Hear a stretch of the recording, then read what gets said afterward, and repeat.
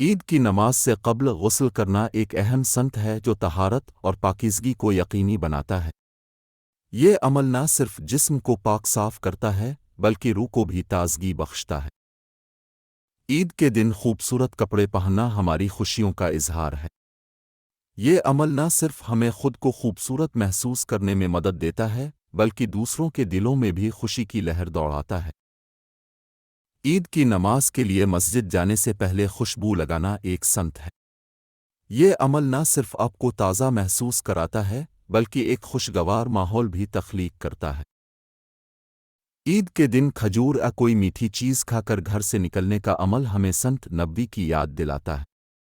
یہ ہمیں میٹھے آغاز کی اہمیت سکھاتا ہے۔ عید کی نماز کے لیے ایک راستے سے جانا اور دوسرے راستے سے واپس آنا ایک خوبصورت سنت ہے جو ہمیں تبدیلی اور تجدید کی تعلیم دیتی ہے۔ یہ عمل ہمیں نئے راستوں کی تلاش اور قدرتی حسن کی قدر کرنے کا موقع دیتا ہے۔ عید کا دن ایک خاص موقع ہوتا ہے جہاں ہر مسلمان اللہ کی بڑائی کا اعلان کرتے ہوئے تکبیرات کہتا ہے۔ یہ عمل نہ صرف روح کو تازگی بخشتا ہے بلکہ دلوں کو بھی قرب الہی کا احساس دلاتا ہے۔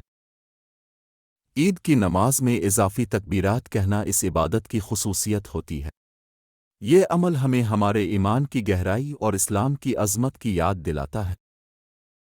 خطبہ عید ایک اہم جز ہوتا ہے جہاں امام اخلاقی، روحانی اور سماجی پہلوؤں پر روشنی ڈالتے ہیں۔ اس خطبہ کو سننا اور اس پر عمل کرنا ہمیں بہتر انسان بنانے کی راہ دکھاتا ہے۔ عید کے دن غریبوں اور محتاجوں کو صدقہ دینا ہمیں یاد دلاتا ہے کہ ہماری خوشیاں اس وقت تک مکمل نہیں ہوتیں جب تک ہم اپنے آس پاس کے لوگوں کی خوشیوں میں شریک نہیں ہوتے۔ صدقہ فطر کی ادائیگی عید کی نماز سے قبل ایک اہم فریضہ ہے۔ یہ نہ صرف ہمیں پاکیزگی اور طہارت کی طرف لے جاتا ہے بلکہ ہمارے دلوں کو بھی غریبوں کے لیے ہمدردی سے بھر دیتا ہے۔ عید کا دن خاندان اور دوستوں کے ساتھ گزارنے کا بہترین موقع ہوتا ہے۔ یہ وقت ہمیں آپس میں محبت اور یکجہتی کا اظہار کرنے کی توفیق دیتا ہے۔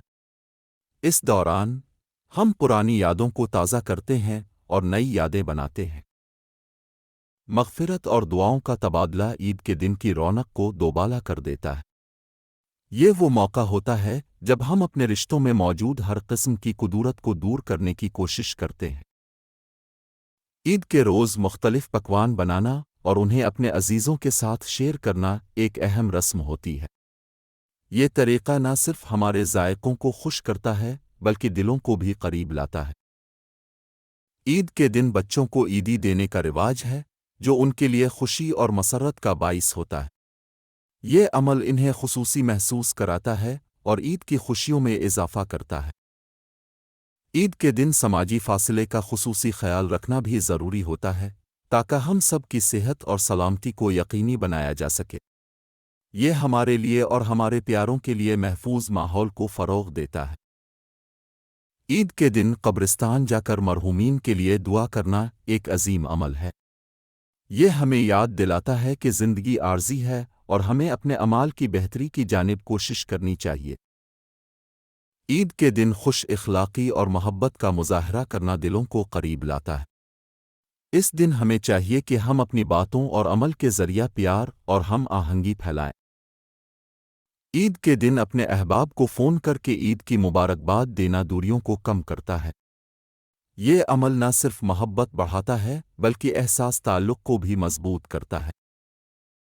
صدقہ فطر کی رقم کا صحیح تعین کرنا ضروری ہے تاکہ ضرورت مندوں کو ان کی حقیقی ضرورت کے مطابق مدد فراہم کی جا سکے۔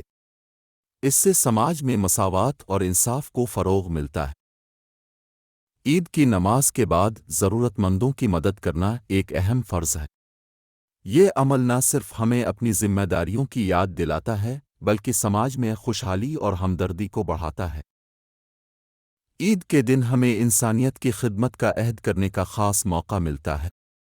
یہ وہ دن ہے جب ہم اپنے آپ کو دوسروں کی مدد کے لیے وقف کرتے ہیں اور اپنے ارد گرد کے لوگوں کے چہروں پر خوشی لاتے ہیں۔ اس خوبصورت موقع پر اللہ تعالیٰ کا شکر ادا کرنے کا بھی یہ ایک بہترین وقت ہوتا ہے۔ اللہ کا شکر ادا کرتے ہوئے ہم اس بات کا اعتراف کرتے ہیں کہ انہوں نے ہمیں ایک اور عید دیکھنے کی توفیق دی جس کے لیے ہم بے حد مشکور ہیں۔